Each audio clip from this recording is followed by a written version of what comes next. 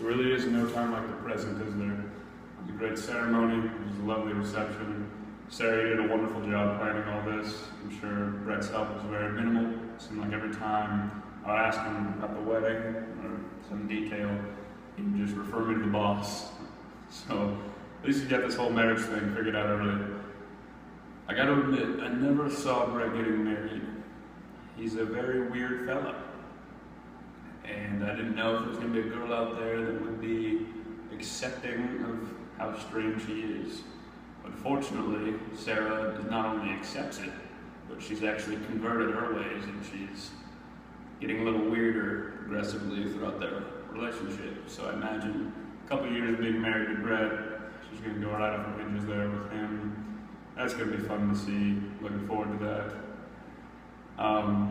But a few examples that shows how weird Brett is. I'm sure most of you have seen all this, but a lot of random times he likes to bust out in the song and dance.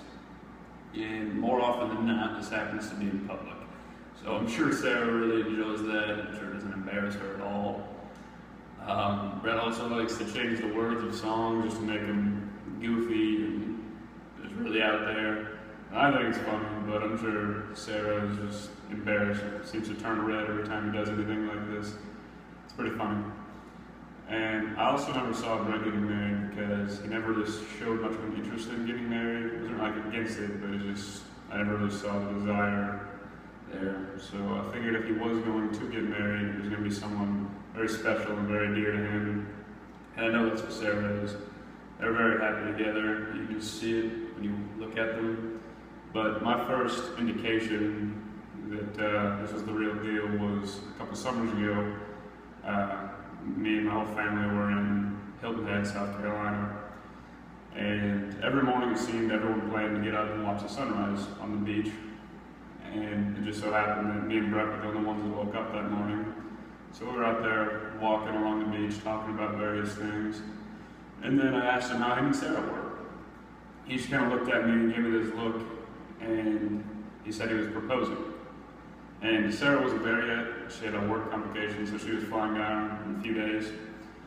And so he told me he was proposing, like when she got there on the beach on a morning just like this.